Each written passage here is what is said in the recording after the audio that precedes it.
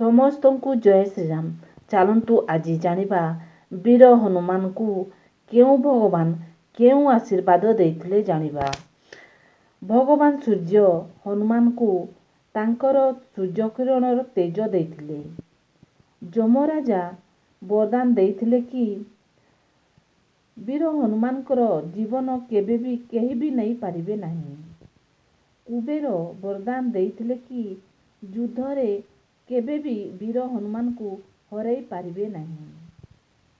ମହାଦେବ ବରଦାନ ଦେଇଥିଲେ କି ହନୁମାନଙ୍କୁ ବଜ୍ର କିମ୍ବା ଅସ୍ତ୍ର କେହି ବି ମାରିପାରିବେ ନାହିଁ। ବ୍ରହ୍ମା ବରଦାନ ଦେଇ କହିଥିଲେ କି ଇଚ୍ଛା ଅନୁସାରେ ସେ ରୂପ ଧାରଣ କରିପାରିବ। ଏହିପରି ଭାବରେ ଭଗବାନ ହନୁମାନଙ୍କୁ ଆଶୀର୍ବାଦ ଦେଇଥିଲେ। ବୀର ହନୁମାନଙ୍କର 12ଗୋଟି ନାମ ଜାଣିବା। ପ୍ରଥମ ନାମ ହେଲା ହନୁମାନ, ଦ୍ୱିତୀୟ ନାମ ହେଲା ଅଞ୍ଜନୀ ସୁତ, ତୃତୀୟ ନାମ ହେଲା ବାୟୁପୁତ୍ର, ଚତୁର୍ଥ ନାମ ହେଲା ମହାବଳ, ପଞ୍ଚମ ନାମ ହେଲା ରାମିଷ୍ଠ, ଷଷ୍ଠ ନାମ ହେଲା ଫାଲ୍ଗୁଣ ସଖା, ସପ୍ତମ ନାମ ହେଲା ପିଙ୍ଗାକ୍ଷ, ଅଷ୍ଟମ ନାମ ହେଲା ଅମିତ ବିକ୍ରମ, ନବମ ନାମ ହେଲା ଉଦ୍ଧତିକ୍ରମଣ, ଦଶମ ନାମ ହେଲା ସୀତା ଶୋକ ବିନାଶନ, 11 ନାମ ହେଲା ଲକ୍ଷ୍ମଣ ପ୍ରାଣଦାତା, 12 ନାମ ହେଲା ଦଶଗ୍ରୀବ ଦର୍ପାହା। ଥରେ ପ୍ରଭୁ ରାମଚନ୍ଦ୍ର ହନୁମାନଙ୍କୁ ପଚାରିଲେ କି ମୁଁ ତ ତୁମକୁ କେବେ ବି ନିଜର ଅଧିକାର ଦେଇନି, କିନ୍ତୁ ତୁମେ ବି ମୋତେ କେବେ ବି ମାଗିନାହଁ। ତଥାପି ମୁଁ ଚାହୁଁଛି କୌଣସି ନା କୌଣସି ଉପାଧି ତୁମକୁ ଦେବି।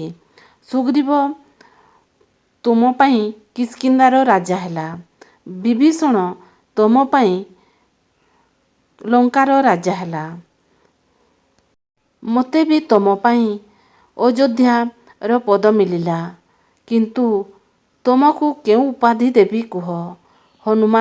ହନୁମାନ କହିଲେ ଯାହାକୁ ଯଦି ଦୁଇ ପାଦ ମିଳିବ ତାଠୁ ବଡ଼ ଆଉ କିଏ ଅଛି? ମୋତେ ତ ସେହି ତମ 2 ପାଦ ମିଳିଛି। ମୋତେ ସେହି 2 ପାଦର ଆଶ୍ରୟ ଦିଅ। ମୋତେ ସେହି 2 ପାଦର ସେବା କରିବାକୁ ଦିଅ। ଆଉ ମୋତେ କିଛି ଉପାଧି ଦରକାର ନାହିଁ। ପ୍ରଭୁ ରାମଚନ୍ଦ୍ର ଶୁଣି ହନୁମାନଙ୍କ କଥା ପ୍ରସନ୍ନ ହୋଇ ତାଙ୍କୁ ସାଥିରେ ରଖିନେଲେ। ଏ କଳିଯୁଗରେ ଧନୀ ବି କାନ୍ଦିଥାଏ, ଗରିବ ବି କାନ୍ଦିଥାଏ। ସେଥିପାଇଁ ଭଗବାନ ହନୁମାନଙ୍କୁ ସବୁଦିନ ଜପ କରନ୍ତୁ। ଦେଖିବେ ସବୁ ଜଞ୍ଜାଳରୁ ମୁକ୍ତ ପାଇଯିବେ। ଆଉ ସୁଖ ସମୃଦ୍ଧି ବୃଦ୍ଧି ହେବ। ସୁଖ ଶାନ୍ତି ଘରକୁ ଫେରି ଆସିବ। ବୀର ହନୁମାନଙ୍କର ନାମ ସକାଳୁ ଉଠି ସ୍ନାନ ସାରି 11 ବାର ଜପ କରନ୍ତୁ। ଓଁ ହନୁମତେ ନମଃ। ଏହା କରି ଦେଖନ୍ତୁ ନିଶ୍ଚୟ ଭଗବାନ ପ୍ରସନ୍ନ ହେବେ। ଏହି ନାମ ଜପ କଲେ ଦୀର୍ଘାୟୁ ହୋଇଥାନ୍ତି। ଦ୍ୱିପହରେ ଜପ କଲେ ଧନବାନ ହୋଇଥାନ୍ତି। ଏହିପରି ଭାବରେ ଲୋକେ ଭଗବାନଙ୍କୁ ପୂଜା କରିଥାନ୍ତି ଆଉ ଭଗବାନଙ୍କର ଆଶୀର୍ବାଦ ନେଇଥାନ୍ତି। ଥରେ ଗୋଟେ ମା ତାର 6 ବର୍ଷର ପୁଅକୁ ନେଇ ମନ୍ଦାକିନୀ ନଦୀକୁ ଗାଧୋଇବାକୁ ଯାଇଥିଲେ। ତ ସେହି ମନ୍ଦାକିନୀ ନଦୀରେ ବହୁତ ଜୋରରେ ବଢ଼ି ଆସିଥିବାରୁ ତା 6 ବର୍ଷର ପୁଅ ସେହି ନଦୀରେ ହଜି ଯାଇଥିଲା। ତ ସେ ମାଟି ବହୁତ କାନ୍ଦି କାନ୍ଦି ସନ୍ଧ୍ୟା ହୋଇଗଲା। ସନ୍ଧ୍ୟା ସମୟରେ ସେ ଦେଖିଲା ହନୁମାନ ଚାଳିଶାଟି। ହନୁମାନ ଚାଳିଶାଟି ପାଇ ହନୁମାନଙ୍କ ଜପ କଲା। ତାପରେ ହନୁମାନ ପ୍ରସନ୍ନ ହୋଇ ସେ 6 ବର୍ଷର ପୁଅକୁ ଉଦ୍ଧାର କରିଦେଲେ। ତା ମା ପାଖକୁ ଆଣିଦେଲେ। ଏହିପରି ଭାବରେ ହନୁମାନ ଚାଳିଶାରେ ଶକ୍ତି ଥାଏ। ଯଦି ହେବ କୌଣସି ବିପଦକୁ ଡରନ୍ତୁ ନାହିଁ।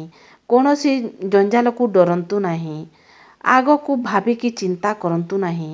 କେବଳ ହନୁମାନ ଚାଳିଶା ପଢ଼ି ପଢ଼ି ଯାଆନ୍ତୁ। କଳିଯୁଗରେ ଏଥିପାଇଁ ପରା ବୀର ହନୁମାନଙ୍କର ସ୍ୱୟଂ ଅଛନ୍ତି। ବୀର ହନୁମାନଙ୍କର ସ୍ୱୟଂ ପୂଜା କରାଯାଉଛି।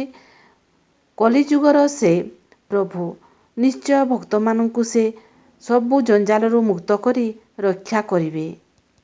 କେବଳ ରାମ ରାମ ଜପ କରନ୍ତୁ। ଜୟ ଶ୍ରୀରାମ।